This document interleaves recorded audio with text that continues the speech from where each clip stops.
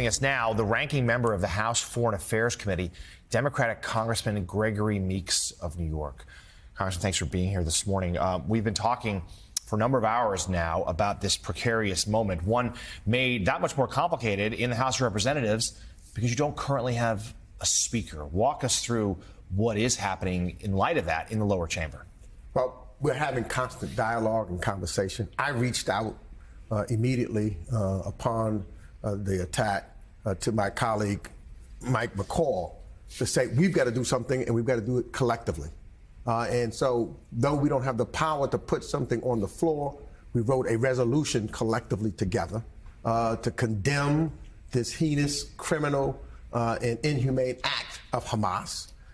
We also are talking about and have talked with the administration to let them know that we are unequivocally with the President of the United States and will stand by and give Israel everything it needs and support them in every which way.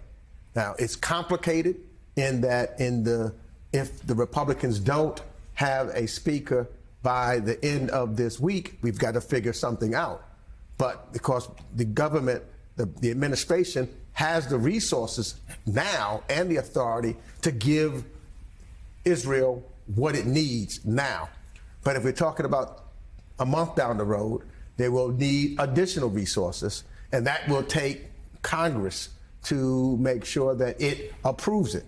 And so we need to look, and we're making preparations and talking about what may have to take place down the road. But right now, I think that we're in a position to do what we have to do to make sure that we stand and support the state of Israel. Well, when you say that if the Republicans can't elect a speaker by week's end, and there's a lot of chatter that that may not happen, you say something else will have to get done. What could that mean? Well, it means that we've got to talk and try to figure out how we can put something in place where we can move to do resolutions and do and approve weapon sales. We have to make sure that we figure that out. Right now, based upon the Constitution of the United States, McHenry does not have that power. And so there's dialogue and conversation that will have to take place to see how we move forward thereafter. And there has to then be an agreement, I would believe, with Leader Jeffries and McHenry so that we can figure out how we move this thing forward. Congressman, there has been strong statements that have come from you and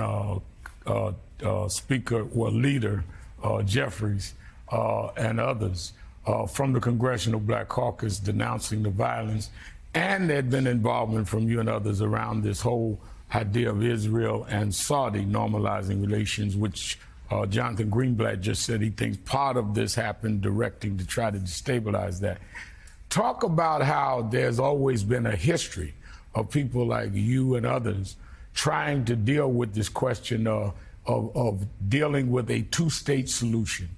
People forget that Ralph Bunche, the first black American to win the Nobel Peace Prize, was the mediator in terms of Palestine and Israel. Andrew Young, who was a congressman, had to leave the UN because he tried to do it. Jesse Jackson went there, who was mentored me. In fact, he was 82 yesterday. He told me to give me his birthday gift from you. But anyway, the history of all of us dealing with this is now upon you and members of the caucus and others in the Congress of how we stand against terrorism, but at the same time come with a solution. So look, this is why I was a strong and am a strong supporter of the Abraham Accords. Because what the essence of this is, Hamas, and one of the main reasons for them to be, is that they do not want a state of Israel. You can't negotiate, you can't expect peace if one side is saying you should not exist. So Hamas is not all of the Palestinian people, and you can't get to peace with them, which is evident. There had been attempts with the Israeli government and others to see if, in fact, we could get to a peace agreement. The Abraham Accords, one of the things that I thought, and many of us in the Congressional Black Caucus, why we support it, is because that you have other states, Arab states, that would for the first time acknowledge Israel's right to exist. And so once you start acknowledging Israel's right to exist, then you start talking about how you can have a true peace in the Middle East. But if you're not acknowledging one's right to exist, then you really can't have peace. Peace has to be negotiated two ways. So if one side says you don't exist, how are you going to negotiate with them so that you can have peace? And so one of the things that we've been talking about and trying to, and we're hoping, because on the West Bank, you see, and I know that Secretary Blinken has had conversations with Mr. Abbas to try to make sure that the West Bank was not like the Gulf, not like Gaza. And so this is the kind of negotiation that's still taking place. And that's why also you hear the United States and Israeli officials say to Palestinians in the Gaza who are not part of Hamas, get out.